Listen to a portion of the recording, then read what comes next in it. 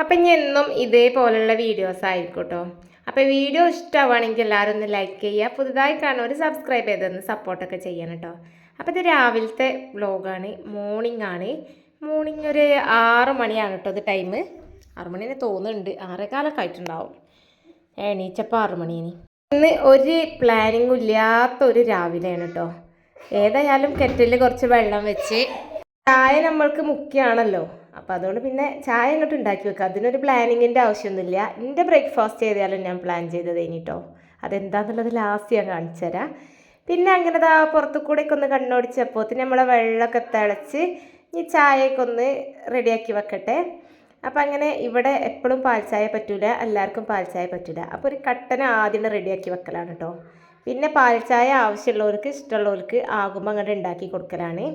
പിന്നെ ഇത് നമ്മുടെ തോട്ടത്തെ മീനാണ്. മീനിപ്പോൾ ഒന്നും ഉണ്ടാക്കൽ നടക്കൂല തോന്നുന്നുണ്ട്, കാരണം കുട്ടികൾക്ക് സ്കൂളുണ്ട്, ഓൾക്ക് ഭയങ്കര ഇഷ്ടമാണ്, ഓൾ അതിൻ്റെ ഒരു ഫാനാണ്.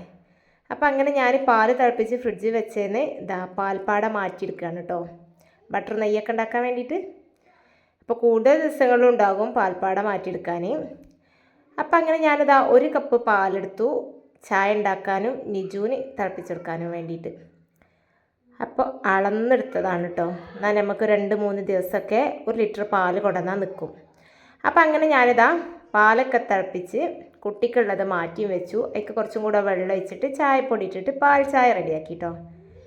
എനിക്ക് രാവിലെ ഒരു ഗ്ലാസ് പാൽ ചായ കിട്ടുമ്പോൾ ഭയങ്കര സന്തോഷം കേട്ടോ. കിട്ടുമ്പോഴല്ല, ഞാൻ എന്നെ ഒറ്റയ്ക്ക് ഉണ്ടാക്കി കുടിക്കുമ്പോൾ ഒരു ഗ്ലാസ് എന്തായാലും കുടിക്കണം. കട്ടനാണെങ്കിൽ അങ്ങനെ കുടിക്കലില്ല, വെള്ളം കുടിക്കും, പച്ചവെള്ളം കുടിക്കും.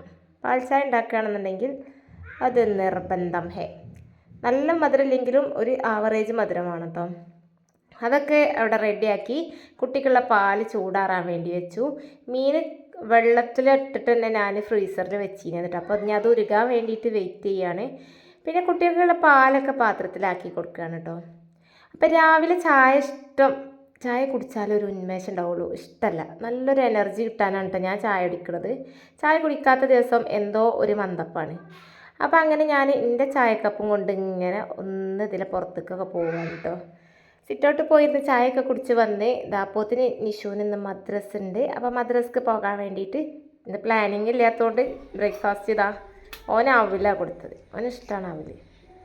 അപ്പോൾ പിന്നെ ഞാൻ നിജു ഇങ്ങനെ ഒരു കളിയൊക്കെ ഇങ്ങനെ കളിക്കണം, ഓനൊന്ന് ഉഷാറാക്കി എടുക്കാൻ വേണ്ടിയിട്ട്. ഓനിങ്ങനെ രാവിലെ എണീച്ച് വരുമ്പോൾ ചില ദിവസങ്ങളിൽ ഒരു ദേഷ്യവും കുറുമ്പൊക്കെ ആകും. അപ്പോൾ ഓനൊക്കെ ഓക്കെ ആക്കി എടുത്തു. പിന്നെ നിഷുവിന് മദ്രസ വണ്ടി വരാനായിട്ടുണ്ട്. എക്സാം ആയതുകൊണ്ട് ഇഷ്മോൾക്കിന് മദ്രസയില്ല, അവൾക്ക് 2 എക്സാം ഉണ്ട്. പിന്നെ പ്ലാനിങ് എന്നൊക്കെ പറഞ്ഞ് ലാസ്റ്റ് ചപ്പാത്തി ഉണ്ടാക്കി. ചപ്പാത്തി ഞാൻ വേഗം പരത്തി കിട്ടാനുള്ളൊരു ഇതിന് വേണ്ടിയിട്ട് ഇങ്ങനെയാണ് കേട്ടോ ചെയ്യൽ, പ്രസ്സിൽ വെച്ചിട്ട് വേഗം. എൻ്റേത് കണ്ടപ്പോൾ നിജുവിനൊരു പൂതി. നീ തുറന്ന എൻ്റെ ചപ്പാത്തി ആയി നോക്കട്ടെ.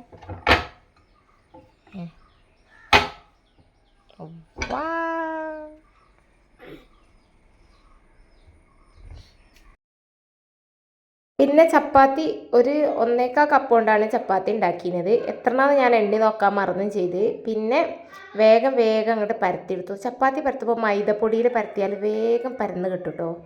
ഈ ആട്ടപ്പൊടിയിലേറെ പെട്ടെന്ന് കിട്ടും മൈദപ്പൊടിയിൽ.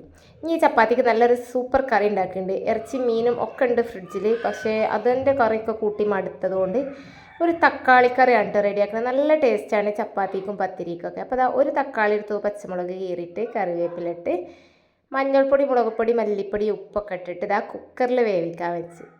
കുക്കറിൽ വെച്ചത് വേഗമായി കിട്ടാനാണ് കേട്ടോ. ഇപ്പം തന്നെ ഏകദേശം ടൈം ആയിക്കണേ, 7:45 ആയിട്ടുണ്ടാകും തോന്നുന്നുണ്ട്.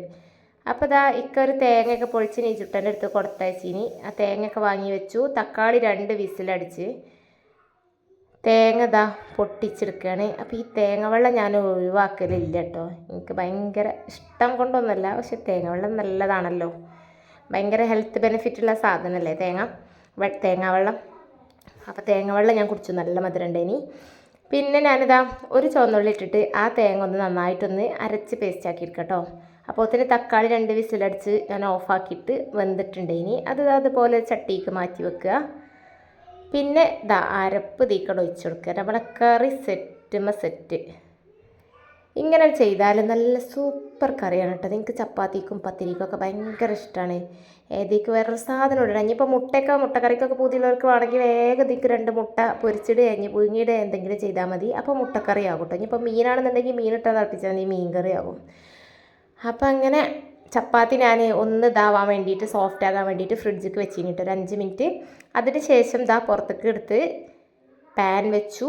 നല്ല ഹൈ ഫ്ലെയിമിൽ 5 മിനിറ്റ് നല്ല ചൂടായി ഇങ്ങനെ പുക വരുന്ന ടൈം വരെ ചൂടാക്കിയെടുത്തതിന് ശേഷം ചപ്പാത്തി ഓരോന്നോരോന്നായി ചുട്ടെടുക്കണം. ഇതെന്തിനാ? അപ്പം നിജുദാ കോഴിക്ക് തീറ്റ കൊടുക്കാൻ വേണ്ടിയിട്ട് പോവാണ് കേട്ടോ. എന്നാ കൊണ്ടുപോയി കൊടുത്തോ.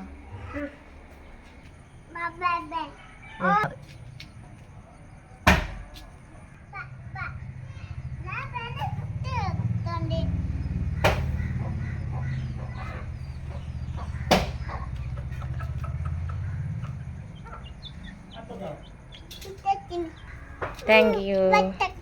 കറീൻ്റെ മുകളിലായിട്ട് കുറച്ചും കൂടി കറിവേപ്പില ഇങ്ങനെ ഇട്ടെടുത്ത് ബാക്കി ചപ്പാത്തികളും ഇങ്ങനെ ചുട്ടെടുക്കുകയാണ് കേട്ടോ. അപ്പോൾ നമ്മൾ കുറച്ച് ടൈം ഫ്രിഡ്ജിലൊക്കെ വെച്ച ചപ്പാത്തി നല്ല സോഫ്റ്റായി കിട്ടും. എന്നിട്ട് ചുട്ടാൽ മതി കേട്ടോ. അപ്പോൾ ഇതാ കറിയുമായി ചപ്പാത്തിയായി. ഇനി ബ്രേക്ക്ഫാസ്റ്റ് കഴിക്കട്ടെ. പക്ഷേ എനിക്കുള്ളതല്ല കേട്ടോ. ഞാൻ വേറെ ബ്രേക്ക്ഫാസ്റ്റ് എടുത്ത് വെച്ചെന്ന് പറഞ്ഞത് ഇതാണ്, നമ്മുടെ പഴങ്കഞ്ഞി. എത്ര ആൾക്ക് ഇഷ്ടമാണ് ഇത് എന്നൊന്ന് കമൻറ്റ് ചെയ്യണേ.